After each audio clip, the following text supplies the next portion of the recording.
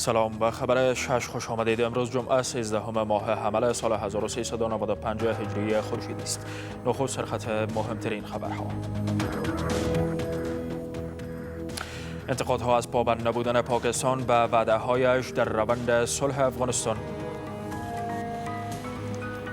پاکستان خپل مقاصد لري، خپل اهداف لري، خپل تقاضاوې لري. هغه تقاضاوې نه موږ پوره کولی شو، نه دا حکومت پوره کولی شي. همه کسانی که در بی‌ثباتی کشور ما دخیل هستند اونا تروریست ها هستند. تأکید برای عملی شدن تعهدات رهبران حکومت وحدت ملی و جامعه جهانی برای ادامه کمک‌های جهانی به افغانستان. نگرانی نخست بانوی کشور از بهبود نیافتن وضعیت زنان.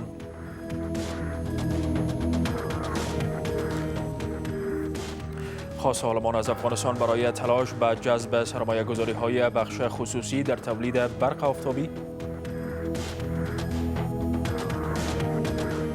و پشتیبانی چین از مبارزه پاکستان در برابر هراس افغانی.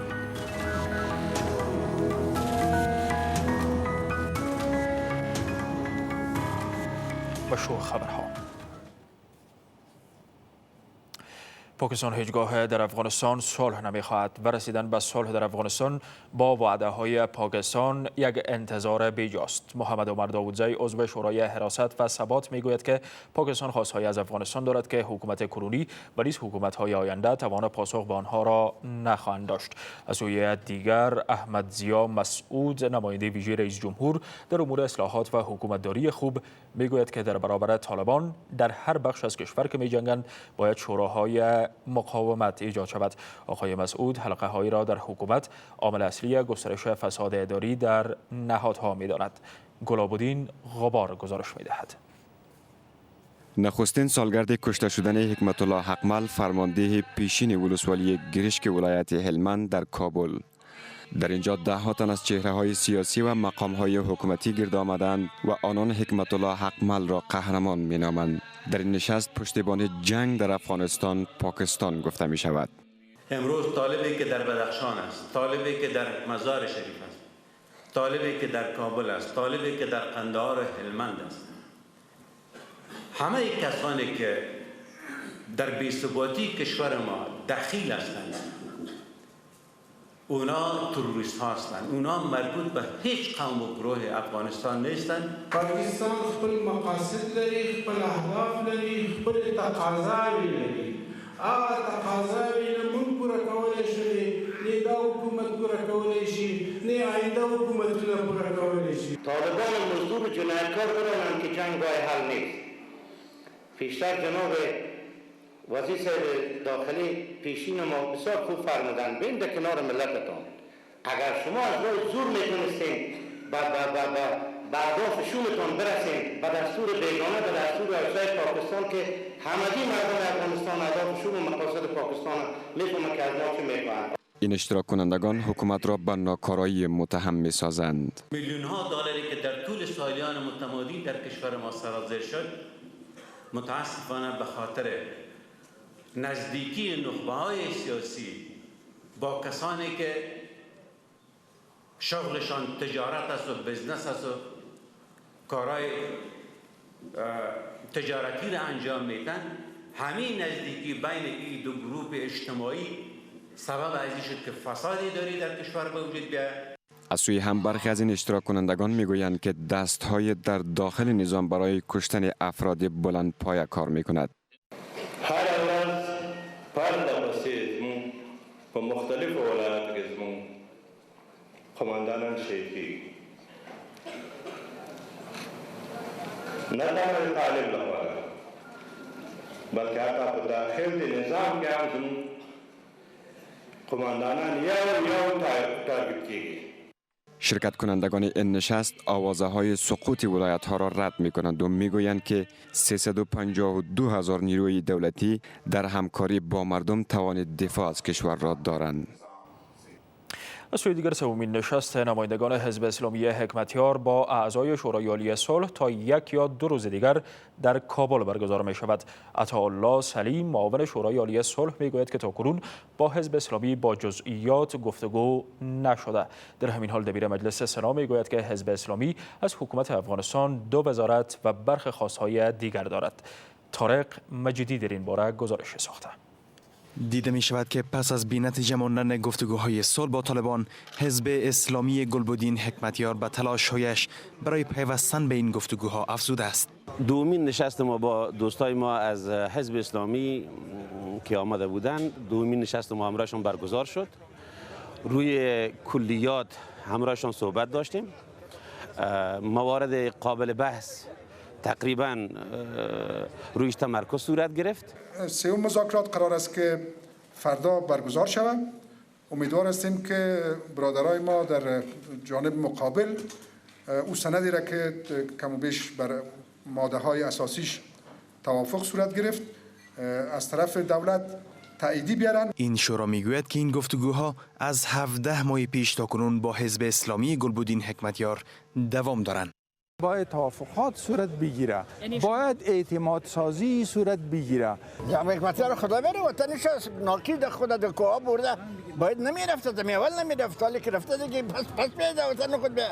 اما شماری از مسئولان شورای ملی و چهره‌های سیاسی دیگر ادعا دارند که حزب اسلامی می‌خواهد برای آغاز این گفتگوها از حکومت باجگیری کنند.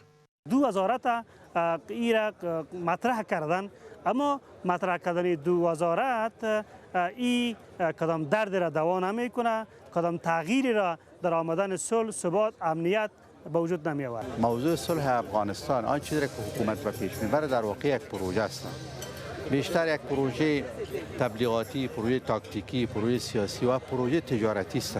یکی از خواستهای بنیادی این حزب برای آغاز گفتگوهای صلح برداشتن محدودیت‌های آمریکا و کشورهای دیگر بر این حزب گفته می شود.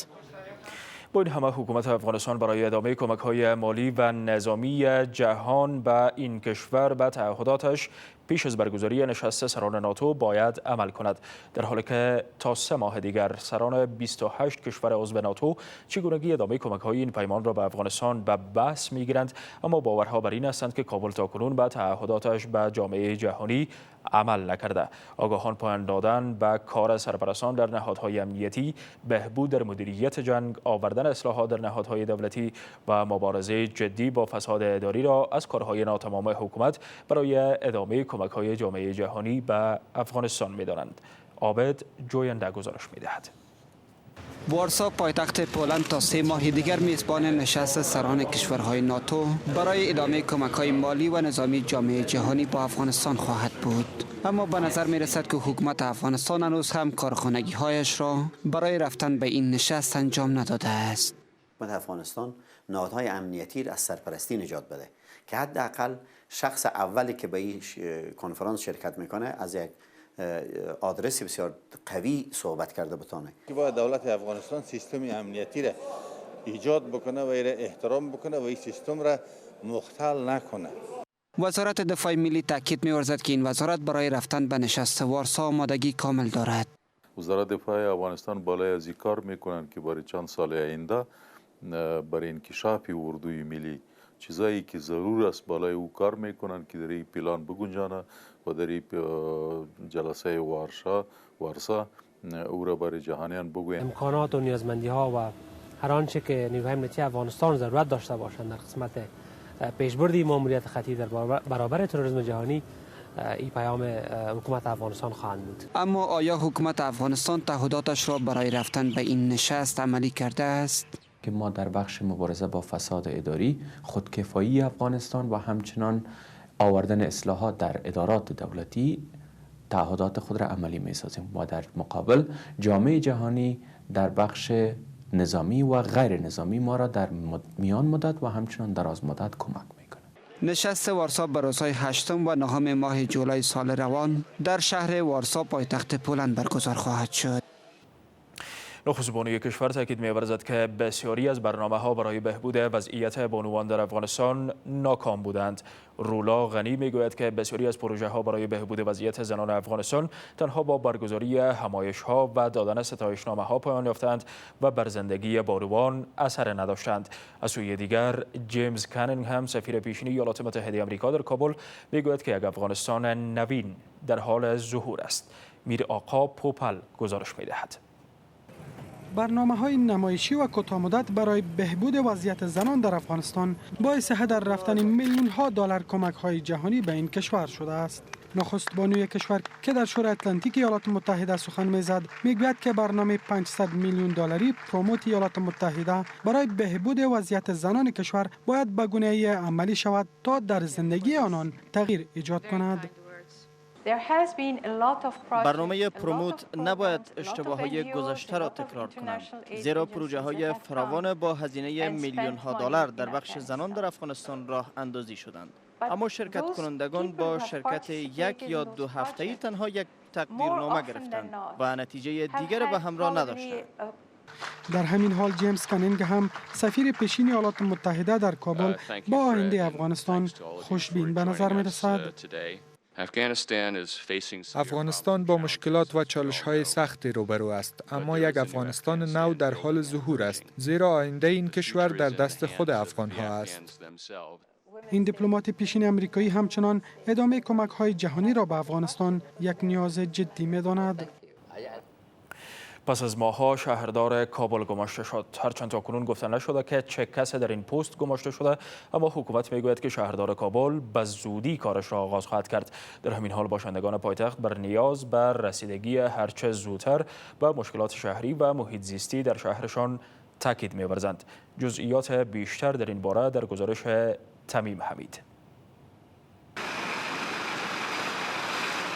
پایتختی که ماه‌ها بدون شهردار بود اکنون رو به سر و سامان یافتن نهاده است. هرچند شهردار تازه کابل برای رسیدگی به وضعیت این شهر باید چالش‌های بسیاری را از سر راهش بردارد. شهر کابل امروز چهره یک پایتخت در قرن 21 نداره متاسفانه. از دید ما اکثر کارهای شهرداری در اولویت قرار دارند. در این میان باشندگان پایتخت که همواره با چنین مشکلات روبرو بودند از شهردار تازه کابل می‌خواهند که هرچی زودتر به مشکلات آنان رسیدگی کنند. شوروال نوشه ما میگیم که می سرک چیزی که سرک خامه جور کن. کثافات زیاد است، یک پاک شهر ما کمربند سبز جور شود. اما به راستی کابل به این زودی‌ها می‌تواند به پایتخت مبدل شود که همگان خواهانش هستند. اول اپریل در جهان به عنوان روز شوخی شناخته میشه. گزارش تعیین شهردار کابل از سوی حکومت هم از همین شوخی‌های اول اپریل بود. اما واقعیت شدن این شوخی به دور از امکان نیست و آگاهان بدین باورند که اگر اراده قوی در این راستا وجود می داشت ماه‌ها پیش شهردار کابل تعیین شده بود و تا امروز دست کم بخش بزرگی از مشکلات شهری و محیط زیستی باشندگان پایتخت حل می شد. تمیم حمید، تولو نیوز. چنان که گفته شد این گزارش از شوخی‌های اول اپریل بود و هنوز هم کابل صاحب شهردار نیست. خبرهای جهان تا چند لحظه دیگر.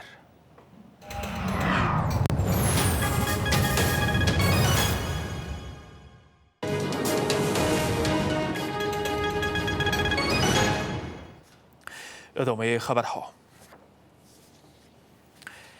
چین از مبارزه پاکستان در برابر هراس افغانی پشتیبانی می‌کند. وزیر خارجه چین در دیدار با دستیار نخست وزیر پاکستان در امور خارجی می‌گوید که چین از تلاش‌های پاکستان برای نگه داشتن امنیت و ثبات این کشور پشتیبانی می‌کند. همزمان با این چین در نشست امنیت هسته‌ای در واشنگتن می‌گوید که برای جلوگیری از دستیابی هراس افغانان به جنگ افزارهای هسته‌ای با جامعه جهانی همکاری خواهد کرد.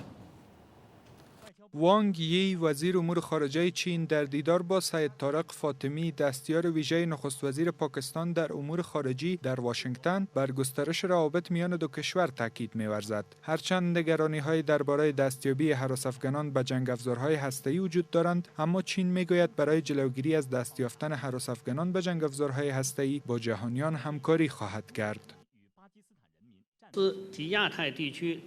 چین همکاری ها و مبادله اطلاعات را با آژانس جهانی نیروی هسته‌ای، سازمان جهانی گمرک ایالات متحده آمریکا، روسیه و برخی کشورهای آسیای اقیانوسیه افزایش خواهد داد تا از قاچاق مواد هسته‌ای و رادیواکتیو جلوگیری شود.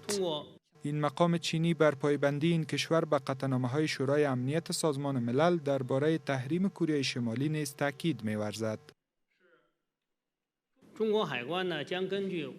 در هماهنگی با حکومت چین، اداره گمرک‌های چین به گونه جدی تلاش خواهد کرد تا همه مواد صادراتی و وارداتی کره شمالی را بازرسی کند تا قطعنامه‌های شورای امنیت سازمان ملل متحد اجرا شوند.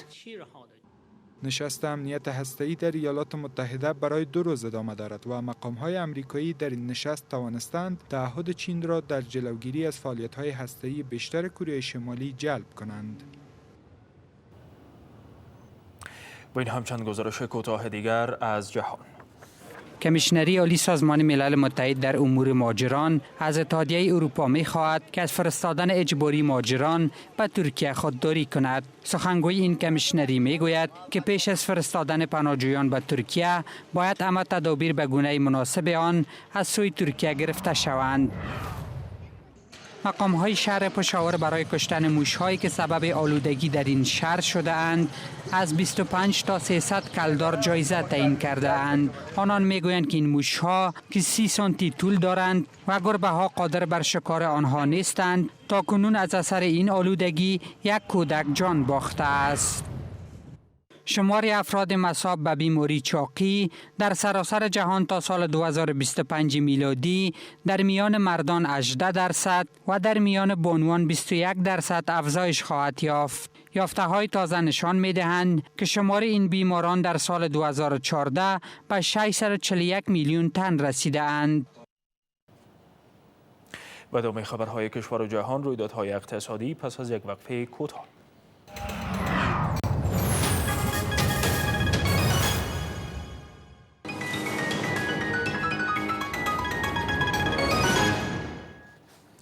با این همچند خبر اقتصادی.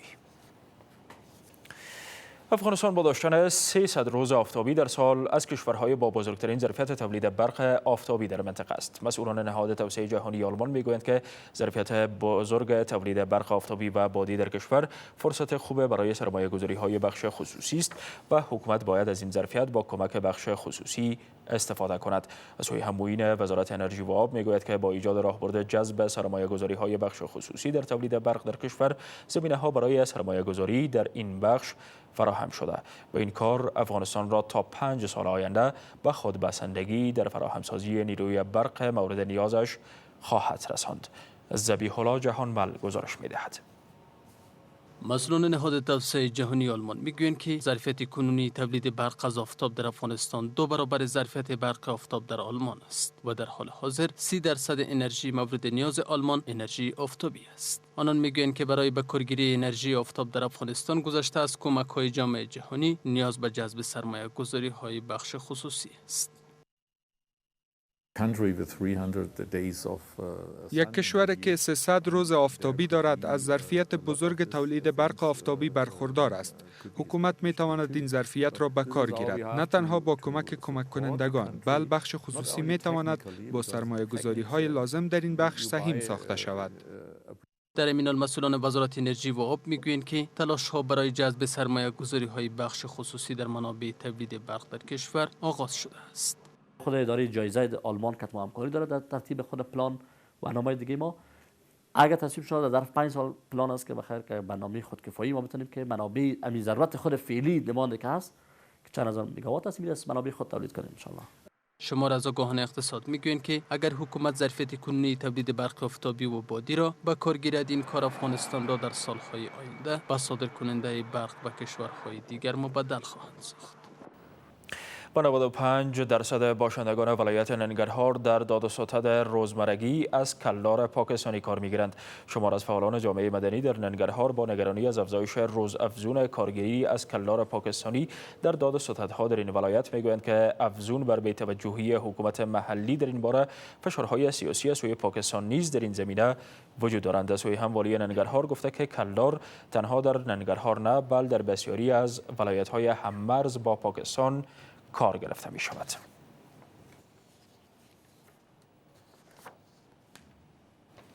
و بیننده های ارجمند رویدادهای ورزشی خبرهای امشب را همکارم مسعود ملک تقدیمتان می‌کند. آقای ملک. سپاسگزار است. خبرهای ورزشی هم بعد از وقفه.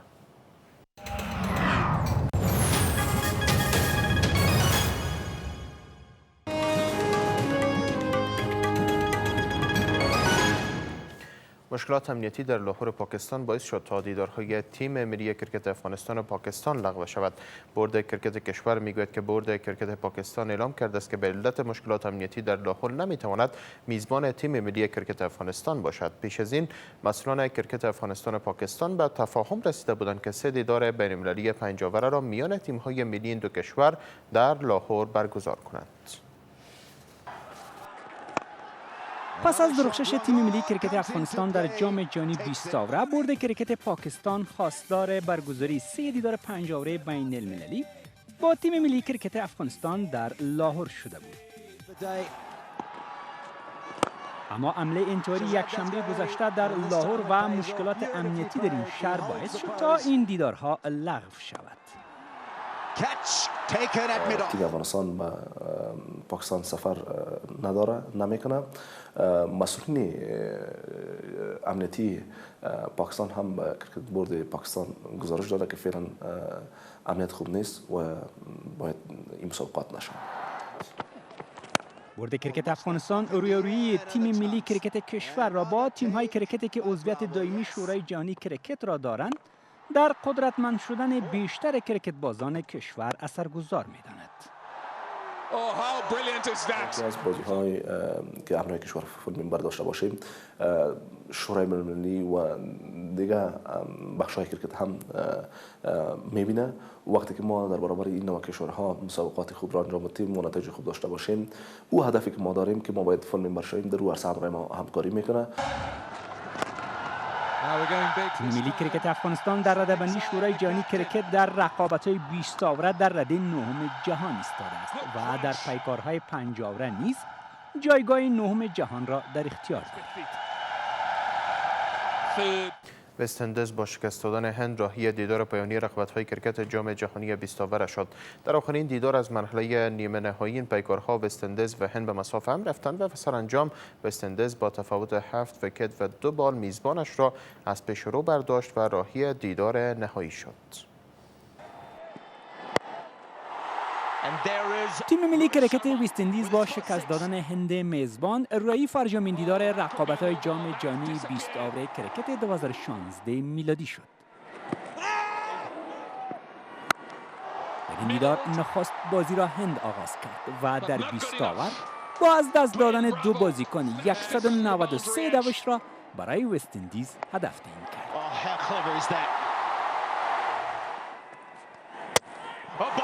وست اندیز در یک بازی دور از انتظار در 19.4 آور و با از دست دادن 3 بازیکن 196 دوش انجام داد و سرانجام با تفاوت 7 ویکت و 2 بال رقیب قدرتمندش را از پیش رو برداشت و راهی دیدار پایانی شد.